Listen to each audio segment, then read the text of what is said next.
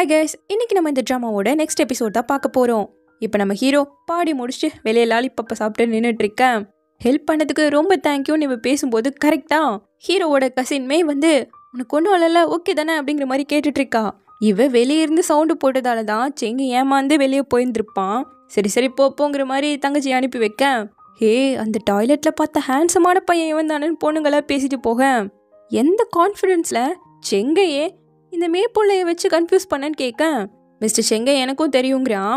பரவாயில்லையே, பார்க்குற அளவுக்கு ஸ்மார்ட்டான பையனாகவும் தான்ப்பா இருக்க. என்னை வீச்சாட்டில் ஆட் பண்ணிக்கோ. உன் பேரையே டேமேஜ் பண்ணிட்டு வந்துட்டேன், அதை நான் தானே சரி பண்ணணும். அப்புறமா நான் உனக்கு காசும் அனுப்பி வைக்கிறேன்னு சொல்ல, அதெல்லாம் ஒன்றும் தேவையில்லைன்னு சொல்கிறான். கரெக்டாக ஆண்டி, டாக்டர் கோவனி நாளைக்காவது மீட் பண்ணி தான் ஆகணும்னு சொல்ல, நம்ம வேறு வழியில் கூட இதை காம்பன்சேட் பண்ண முடியும். என்னை டேட் பண்ணு. லூசியை விட நான் நம்பிக்கையான ஆள் தான் சொல்ல, கல்யாணம் பண்ணுறதுக்கு ரொம்ப அவசரம் போலேன்னு கேட்குறான். நீ நிஜமாவே சின்ன பையனான்னு கேட்க, உன்னை விட 2 வயசு தான் சின்னது.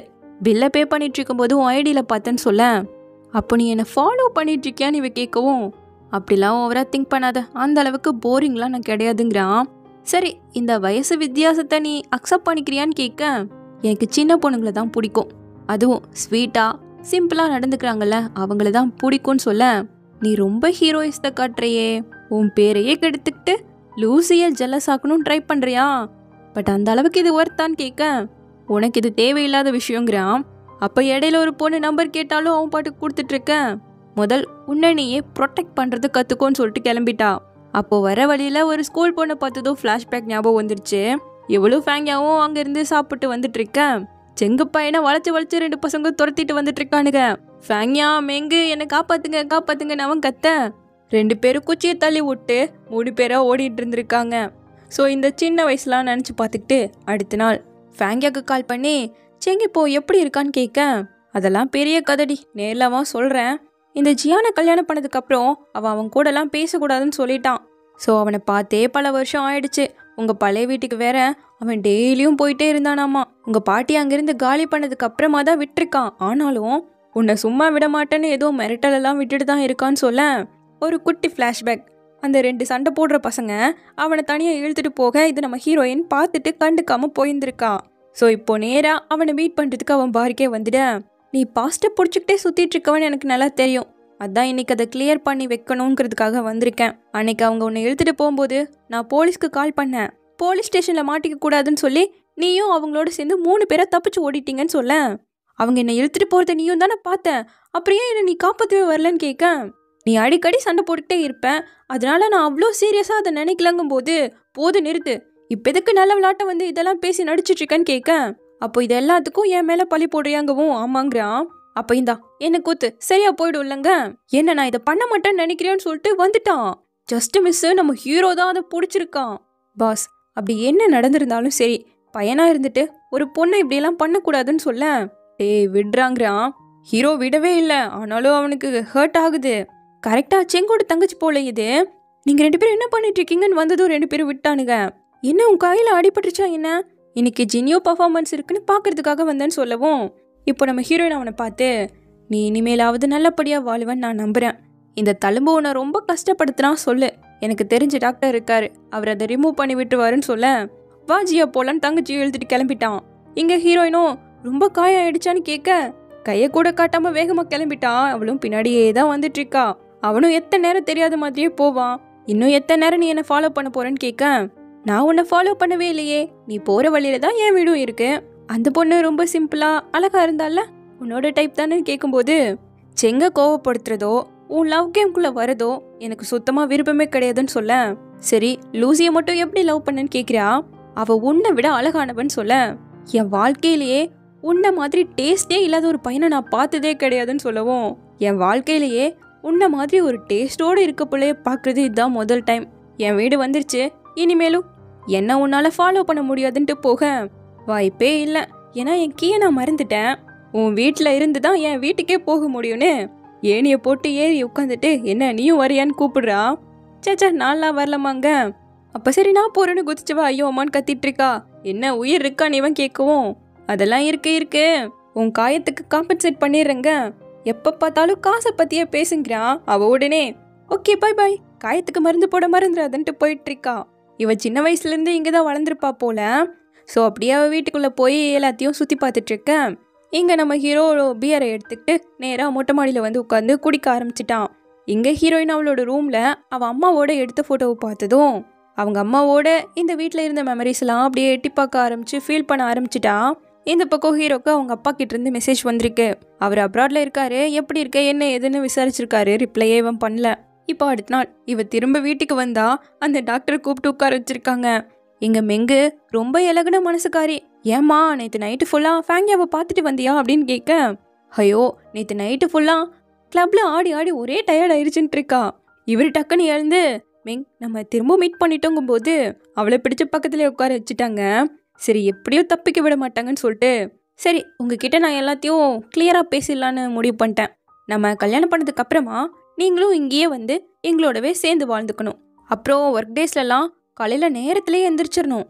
அதுவும் என் ஃபேமிலியில் ஒவ்வொருத்தருக்கும் ஒவ்வொரு வகையாக சமைச்சு கொடுக்கணும். பாட்டிக்கு பல்லு பலம் கிடையாது, அவங்களுக்கு ஏற்ற மாதிரியும், பெரிய ஆன்ட்டிக்கு பேன் கேக்கும், ரெண்டாவது ஆன்ட்டிக்கு சூப்பும், சின்ன ஆன்ட்டி ஃபாரின் ரிட்டர்ன் அவங்களுக்கு ஏற்ற மாதிரியும் சமைச்சு கொடுக்கணும். அப்புறம் ஃபேமிலி ஓரியன்டல் பர்சன் தான் எனக்கு ரொம்ப பிடிக்கும். ஸோ கல்யாணத்துக்கு அப்புறம் டின்னருக்கு போகிறது, பார்ட்டிக்கு போகிறது இதெல்லாம் கூடவே கூடாதுன்னு சொல்ல, அப்போது பாட்டிக்கு இப்படி அத்தைகளுக்கு இப்படியா, ஓகே நான் எல்லாத்தையும் மெமரைஸ் பண்ணிட்டேன். நேரத்திலே எந்திரிச்சு சமைக்கிறது தான் எனக்கும் ரொம்ப பிடிக்கும்னு சொல்ல, எங்கள் வீட்டுக்கு நான் ஒரே பிள்ளையாகிட்டேன்.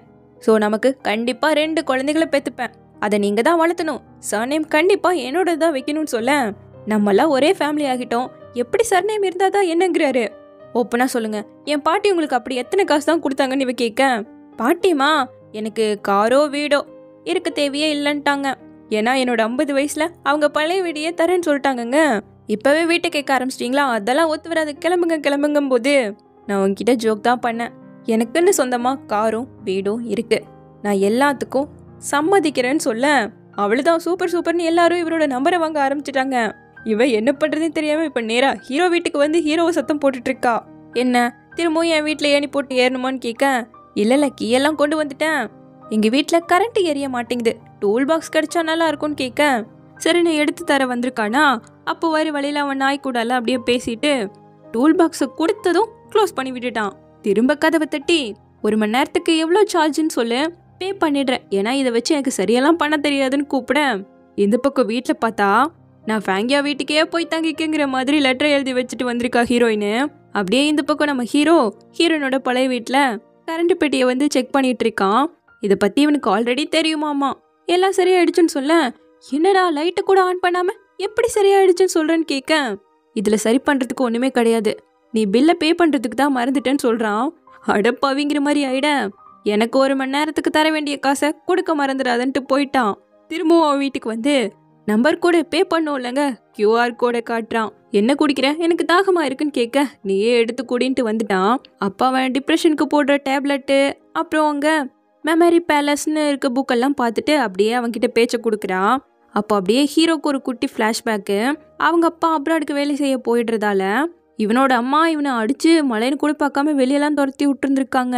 அதெல்லாம் இவன் இன்டெரக்டாக சொல்லிக்கிட்டே, இவன் ஹைஸ்கூல் டிப்ளமோ மட்டும்தான் முடிச்சிருக்கான், நீ என்ன காலேஜ்லாம் முடிச்சுட்டு என்னை கேவலமாக பார்ப்பாங்கும்போது நானே முக்கி படித்தேன், பெரிய காலேஜ்லலாம் ஜாயின் பண்ணல, லூசி மாதிரி பெரிய காலேஜில் படித்த கிராஜுவேட் ஆன பொண்ணே உன்னை லவ் பண்ணும்போது நான்லாம் உன்னையே கேவலமாக நினைக்க போகிறேன்னு கேட்க, எதுக்காக அவளோடவே உன்னை கம்பேர் பண்ணிட்டுருக்கேன்னு கேட்குறான். ஏன்னா அவள் தான் என்னை விட அழகுன்னு நீ சொன்னலங்கும்போது, உன்னை விட அழகாக எத்தனையோ பேர் இருக்காங்க, அவங்க எல்லாரோடையும் கம்பேர் பண்ணுவியான்னு கேட்க, நீ சொன்னால் எல்லாத்தையும் பண்ணுவேன், சரி நீ எனக்கு நிறைய ஹெல்ப் பண்ணிகிட்ருக்க, நாளைக்கு நான் உனக்கு டின்னர் வாங்கி தரேன்னு கூப்பிடும்போது கரெக்டாக அந்த லூசி பொண்ணு கால் பண்ணிடுச்சு. அவள் கிளாஸ்மேட்க்கு கல்யாணம் நடக்க போகுது, ஸோ இவங்க ஊருக்கு தான் வரப்போறா, அதனால நீயும் வா ஃபேஸ் டு ஃபேஸ் இதை பற்றி பேசி முடிச்சிடலான்னு கூப்பிட்டுருக்கா. வரலன்னு கூட சொல்லாமல் கட் பண்ணவன், நாளைக்கு எனக்கு வேலை இருக்குது வர முடியாதுன்னு சொல்லிட்டான். சரி நெக்ஸ்ட் டைம் பார்த்துக்கலாம் நம்ம ஹீரோயின் கிளம்பிட. அடுத்த நாள் நம்ம ஹீரோ நேராக ஒரு கல்லறைக்கு தான் வரான். இவன் சின்ன வயசாக இருக்கும்போது அவங்க அம்மா மலையில் அடித்து துரத்தி இருந்திருப்பாங்கல்ல, அப்போ கரெக்டாக அப்ராட்லேருந்து அவங்க அப்பா எதிர்ச்சியாக வரவும் இவனை பார்த்து அம்மா ஏதாச்சும் கோவத்தில் பண்ணியிருப்பாங்க, நான் அவங்க கிட்ட பேசி விடுறேங்கிற மாதிரி கூட்டிகிட்டு வந்திருப்பார் போல. ஸோ இதெல்லாம் ஒரு மாதிரி அவன் திங்க் பண்ணிட்டு இருக்கும்போது கார்லேருந்து நிறைய பேர் இறங்கி வந்துட்டுருக்காங்க பொக்கேவோட. யாருன்னு தெரில. அவன் அதை பார்த்ததும் கிளம்பிட இந்த கார்க்குள்ளே இருக்கவர் ஃபோன் பண்ணிட்டு இருக்காரு. மேபி ஹீரோவோட அப்பான்னு தான் நினைக்கிறேன். ஸோ இந்த சோகத்தோட நம்ம ஹீரோ வந்துட்டுருக்க. இதெல்லாம் தெரியாமல் நம்ம ஹீரோயின் ஜிங்கியோ ஜிங்கியோன்னு கூப்பிட கண்டுக்கவே இல்லை. நேராக உள்ள வந்து ஃபேஸ் வாஷ் பண்ணிட்டு இருக்கும்போது ஏதோ ஒரு ஆக்சிடென்ட் ஆயிருக்கு. இது அவங்க அம்மான்னு நினைக்கிறேன். நீ ஏண்டா சாகாமல் போயிட்டேங்கிற மாதிரி அழுதுருக்காங்க. வேற யாரோ இறந்துட்டாங்க. ஸோ இதை நம்ம ஹீரோ ரொம்ப ஒரு மாதிரி நினச்சிட்டு இருக்கும்போது கரெக்டாக திரும்பவும் நம்ம ஹீரோயின் கதவு தட்ட ஆரம்பிச்சிட்டா. உனக்காக ஸ்பெஷலாக இந்த மில்க் வாங்கிட்டு வந்திருக்கேன், இந்தா குடின்னு சொல்லிட்டு கொடுக்க அவள் ஒரு மாதிரி இருக்கவும், நான் வேணா உன்னை சேர் பண்ணவா? அப்படி என்னதான் நடந்ததுன்னு கேட்க, அடுத்தவங்க விஷயத்துல தலையிடுறதே உன் வேலையா போச்சுன்னதும் நீ ஒன்றும் இதை குடிக்க தேவையில்லைன்ட்டு பிடுங்கிட்டு போயிட்டா. இப்போ அவனுக்கு வாங்கிட்டு வந்ததை ஃப்ரெண்டு கிட்ட கொடுத்துட்டு நடந்த விஷயத்தெல்லாம் சொல்லியிருக்கவும், அடி பாவி, நீ அவன்கிட்ட போய் டேட் பண்ணுன்னு கேட்டு அவன் வேணான்னு சொல்லிட்டானா? அந்த லூசியோட எக்ஸ் பாய் ஃப்ரெண்ட் கிட்ட திரும்பவும் அவமானப்பட்டு வந்துட்டியாங்க? அப்படியெல்லாம் கிடையாது, எனக்கு நிஜமாவே அவனை பிடிச்சிருக்கு. என் ஃபேமிலி வேற என்னோட கல்யாணத்துக்கு ப்ரெஷரை போட்டுட்டு இருக்காங்க. அட்லீஸ்ட் இந்த மாதிரி ஒரு பாய் ஃப்ரெண்ட் இருந்தாலாவது வாயை அடைக்கலாம் இல்லையாங்க? அடைக்கலாம் தாண்டி, ஆனால் அவன் தான் ஒத்துக்கலையேங்கவும், ஆமாம் நான் ஃபெயில் ஆகிட்டேன், இன்னையும் என்னால் முடியாதுப்பா, அவெல்லாம் ரொம்ப ஓவராக பண்ணுறாங்க. யாரு? அந்த டெவில தானே சொல்கிறாங்கும் போது கரெக்டாக நம்ம ஹீரோ தான் அங்கே வந்துட்டுருக்கான். இன்னைக்கு இந்த கடையில் பார்ட் டைம் ஜாப் வேலை பார்க்க வந்திருக்கான். என் ஃப்ரெண்ட் எனக்காக இந்த மில்க் டீ வாங்கிட்டு வந்திருக்கா, இந்த எடுத்துக்கொண்டு கொடுக்க இவன் ரிஜெக்ட் பண்ணதெல்லாம் இங்கே வந்திருக்கு, தெரிஞ்சுக்கிட்டே வேணாங்கிறான். சரி இதெல்லாம் இன்னைக்கு புதுசாக வந்தது, எல்லாத்தையும் அரேஞ்ச் பண்ணிடுன்னு சொல்லிட்டு போக அவன் அந்த லிஸ்ட்டை எடுக்கும்போது டீ எடுக்கிறேன்னு நினச்சிட்டு பிடிங்கி வச்சுட்டு இருக்கா. உள்ளே வந்ததும் ஃபேங்கியா கிட்ட எவ்வளோ அழகா ஸ்வீட்டாக பேசுகிற, அதேடா என்கிட்ட மட்டும் சிறுமூஞ்சி மாதிரி பேசுகிறேன்னு கேட்க, ஃப்ரெண்ட்லியாக பேசணுன்னா எக்ஸ்ட்ராவாக சார்ஜ் பண்ணுங்கிறான். அப்போ கரெக்டாக அந்த இடத்துக்கு செங்கு வந்துட இவனை பார்த்துட்டு இங்கேன்றா பண்ணுறேன்னு கேட்கவும், பாஸ் பார்ட் டைம் வேலை பார்த்துட்ருக்கேங்கிறான்.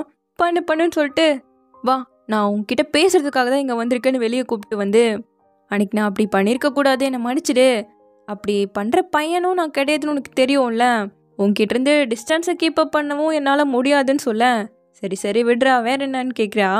அவனுக்கும் உனக்கும் என்ன ரிலேஷன்ஷிப்னு கேட்க, அவனை விட 2 வருஷம் நீ சின்னவன், ஒழுங்கா மரியாதையாக பேசுங்க, அவனெல்லாம் நம்பாத, வேலைக்கு வந்து சேர்ந்த முதல் நாளே ஒருத்தனை அடித்து ஐசியூக்கு அனுப்பினவன், அவன் என்னை விட டேஞ்சர்மான்னு சொல்ல, நீ மட்டும் சின்ன வயசில் சண்டைக்கு போகாமல் என்னை கொஞ்சிக்கிட்டு இருந்தியா? நான் போனேன், ஆனால் அவன் என்னை விட மோசமான பையன், அவன் பின்னாடி எப்பவும் 10 பிள்ளைங்க சுற்றிக்கிட்டே தான் இருக்கும், பாட்டி என்ன வயசு குமரி என்ன எல்லாரோடையும் சேர்ந்து சுற்றுவான்னு சொல்ல, எனக்கு தெரியும்னு சொல்கிறா. அடி பாவி, அப்போ அவனும் நீயும் கேட்க, ஆமாங்கிறா. எப்போ இருந்து 2 பேரும் எப்போ மீட் பண்ணீங்கன்னு கேட்க, நாங்கள்லாம் ரொம்ப நாள் ஆச்சு மீட் பண்ணிங்கிறா. அப்போ அன்னைக்கு அந்த ரெஸ்ட் ரூம்குள்ளே அவனோட உள்ளே இருந்தது நீ தானேன்னு கேட்க, ஆமாங்கிறா. இன்னும் எத்தனை தான் கேட்ப? அவனை யாரும் புள்ளி பண்ணக்கூடாது, நீ தான் ரெஸ்பான்சிபிளோட பார்த்துக்கணும்னு சொல்லிட்டு உள்ளே வர, ஃபேங்கியாவுக்கு கால் அடிபட்டிருக்கிறத பார்த்துட்டு, நான் வேணா ஹெல்ப் பண்ணிட்டான், உனக்கு ஏதாவது ஹெல்ப்னா சொல்லு, பார்லேருந்து பசங்களை அனுப்பி வைக்கிறேன்னு கேட்டுட்டு இருக்கேன். கரெக்டாக ஃபேங்கியாவோட புருஷன் வந்துட்டான். இவங்களுக்கு டிவோர்ஸ் ஆக போகுது, இன்னும் கேஸ் போயிட்டுருக்கு. பையனை இவங்க அம்மா பார்க்கணுன்னு சொல்லியிருக்காங்கன்னு சொல்லிட்டு 2 நாள் கூப்பிட்டு போக வந்திருக்கான். ஓ இப்போ நல்லா அப்பனா நடந்துக்க போறியான்னு கேட்க, 4 வருஷம் படிப்புலேயே முக்கிட்டு நல்ல காலேஜுக்கும் போய் சேராம வேலைக்கு போன இடத்துலையும் பாதியிலே திரும்பி வந்துட்டு நீ எல்லாம் பேசுறேன்னு நம்ம ஹீரோயினை திட்ட, டே என்ன அடி வேணுமா, முதல் நீ யாரா இதெல்லாம் பேசுறதுன்னு கேட்கவும், இருறா நானே இன்ட்ரடியூஸ் பண்ணி வைக்கிறேன், இவன் தான் நம்ம ஃபேங்கியாவோட எக்ஸ் புருஷன், ரொம்ப டீசெண்டான பையன் சொல்ல, பார்த்து பேசுமேங், எங்களுக்கு இன்னும் ஃபுல்லாக டிவோர்ஸே ஆகலைன்னு சொல்ல, சரி டிவோர்ஸ் ஆகலை தான், பையன்கிட்ட கேட்டு அவன் விருப்பப்படி அனுப்பி வைக்கிறேன்னு சொல்லவும், சரி தோ இவங்க கூடலாம் சேர்றது முதல் நிறுத்துன்னு சொல்லிட்டு கிளம்புறான். ஃபேங்கியா போய் இந்த ஆளை பிடிச்சிருக்கியங்கிற மாதிரி இவன் ஆரம்பிக்க, 3 பேருமா சேர்ந்து இவனை கலாய்க்கவும் இவனுக்கு டென்ஷன் ஆயிடுச்சு. அதான் இங்கே பார்ட் டைம் வேலைக்கு சேர்ந்துட்டல, வேலைன்னு சொல்லிட்டு என் பார் பக்கம் வந்துடாத, உன் வேலை இன்னையோட முடிஞ்சதுன்னு சொல்லிட்டு கோவத்தில் கிளம்பிட்டான். ஸோ இப்படியே இந்த எபிசோட் முடியுது. சீக்கிரமாகவே இதனோட நெக்ஸ்ட் எபிசோடில் வந்து பார்க்குறேன். தேங்க்யூ.